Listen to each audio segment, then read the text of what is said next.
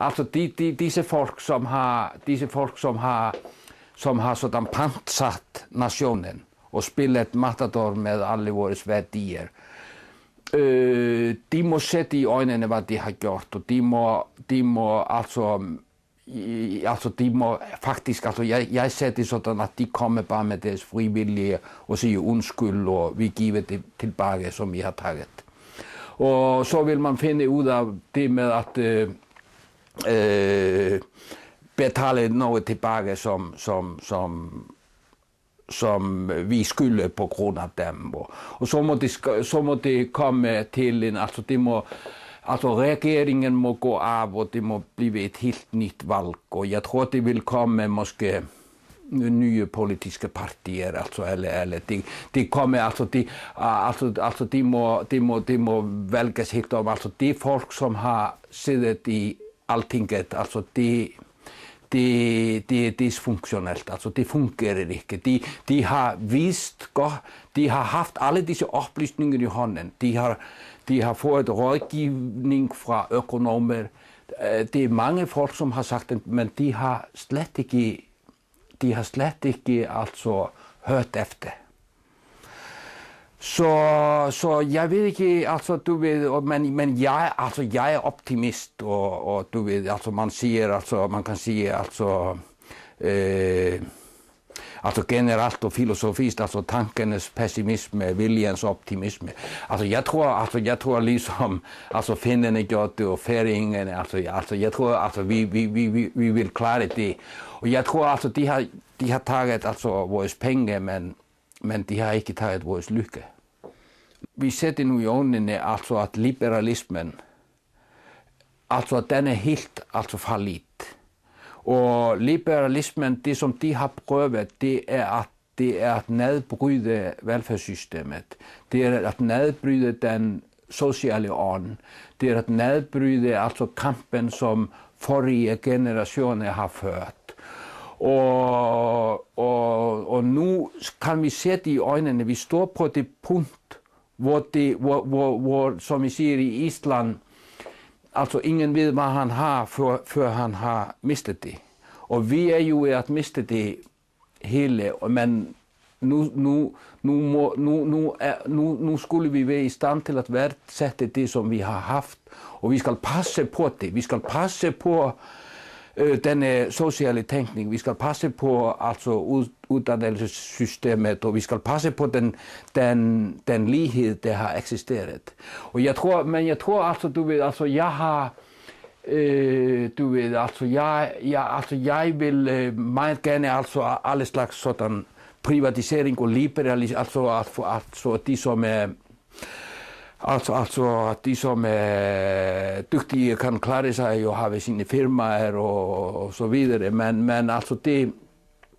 men jeg så tror, det sociale sikkerhedsnet må styrkes. Men det, hvis vi får denne her internationale valutafond over os, så er det, de vil ikke hugge efter de rige, de vil hugge ned velfærdssystemet. Så jeg tror, vi skal straks sige farvel til dem. Men det du efterlyser, det er også større lighed mellem mennesker, at man finder tilbage til det. Ja, absolut. Og det er bare det, vi står netop i det øjeblik, hvor vi har det her valg. Skal vi gå ind i liberalismens fattigdom, eller skal vi aktivisere vores positive sociale værdier, som vi har, som medfører at vi har et reelt kulturliv, god økonomi og lykkelige mennesker. Ja, du ved, man kunne tro, at jeg var en spormand, fordi jeg er jo færdig med et teaterstykke, som handler om de her ting, som er ved at ske. Og jeg vil jo måske, du ved, revidere lidt i lyset af det, som nu er hent, men det handler om sådan kapitalister, som har fået bankerne, og det, som de er ved at prøve at få, er også energisystemet.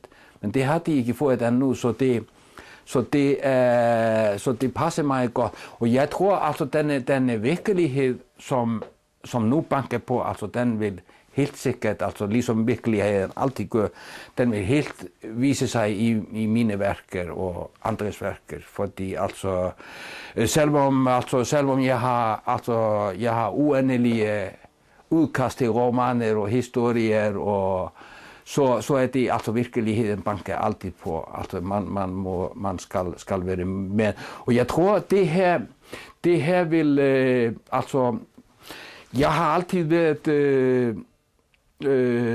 en social tænker i mine værker og skrevet om samfundet, men jeg har ikke altså sådan stået op, du ved, meget i den dagligdags politik, fordi jeg tror romankunsten og digtekunsten altså præsenterer andre værdier og anden social tankegang, og så derfor er man i sine litterære værker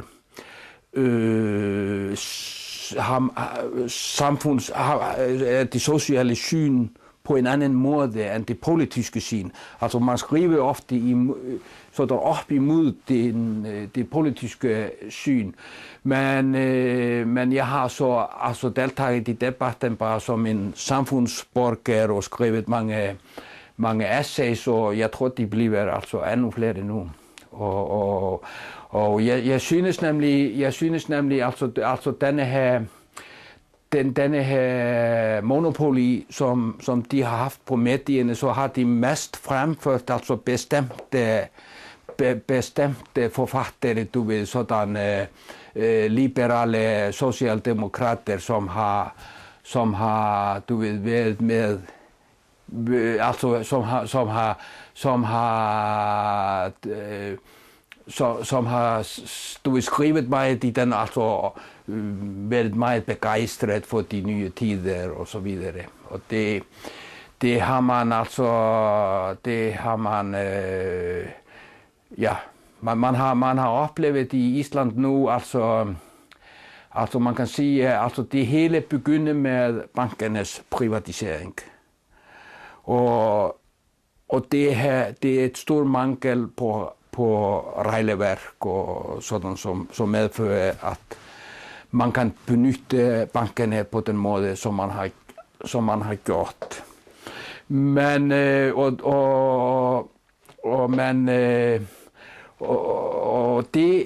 det her er sket i statsminister David Oddsson, mens David Oddsson var statsminister.